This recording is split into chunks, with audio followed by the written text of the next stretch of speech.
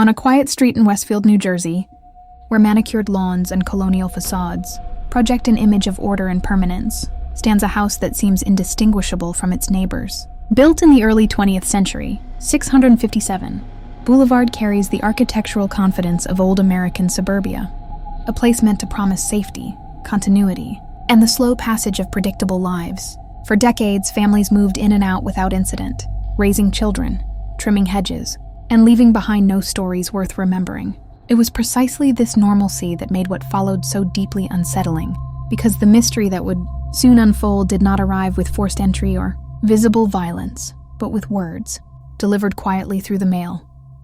In June of 2014, Derek and Maria Broaddus finalized the purchase of the house for nearly $1.4 million.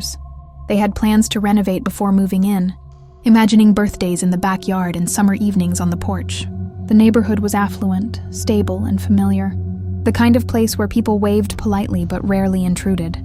Just days after closing, as Derek stopped by the empty house to check the mailbox, he found a white envelope addressed simply to the new owner. Inside was a letter written in blocky handwriting, its tone formal but intimate, as though the author believed they were continuing a long-standing conversation. It welcomed the Broaddus family to 657 Boulevard and claimed that the house had been watched for generations, entrusted to the writer by their father, and before that by their grandfather.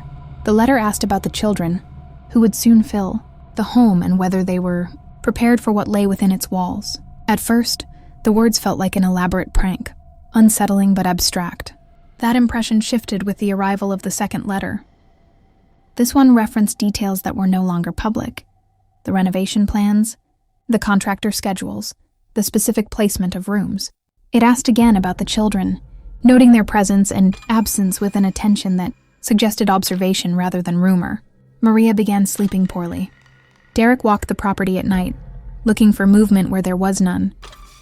The house remained empty, but it no longer felt unoccupied. They contacted the police, who treated the letters seriously but cautiously.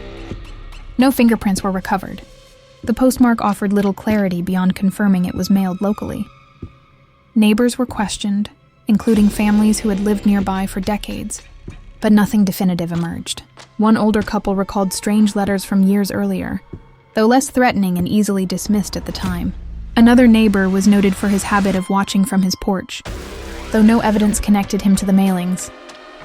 Each possibility dissolved under scrutiny, leaving only the letters themselves, increasingly personal in their fixation on the house. As weeks passed, the Broaddus family received more correspondence. The writer criticized the renovations, lamenting changes to a structure they claimed to love. They asked why the Broaddus children were not yet sleeping in the house and hinted that patience was wearing thin. The language never made explicit threats, but it did not need to. The power lay in implication, in the sense that the writer believed themselves entitled to knowledge and proximity. The house in these letters was not property but an inheritance, and the Broaddus family were intruders. Unable to move in, the family filed a lawsuit against the previous owners, alleging they had failed to disclose earlier letters. That case would later be dismissed, further isolating the Broaddus family within a situation that offered no clear adversary. They installed cameras but captured nothing. They hired private investigators who produced theories but no proof. Every explanation seemed plausible until it wasn't. A disgruntled neighbor, a former resident, an elaborate hoax taken too far. Each theory required assumptions that could not be verified. Years passed, and the house remained largely uninhabited by its intended owners. The letters stopped as abruptly as they had begun, offering no resolution, no final statement. Eventually, the Broaddus family sold the house at a loss, closing a chapter that never truly felt complete. The new owners reported no contact, no letters, no sense of being watched. And yet, the story lingered, because the absence of continuation did not explain the beginning. What remains most disturbing about 657 Boulevard is not the content of the letters alone, but the way they exploited a fundamental trust, the belief that home is where observation ends, where walls protect rather than expose. The Watcher never revealed themselves, never crossed the threshold, and perhaps never needed to. In a case defined by uncertainty, the unanswered question is not simply who wrote the letters, but how closely someone can watch a life without ever being seen, and how easily the idea of safety can be undone by the suggestion that it was never truly there at all.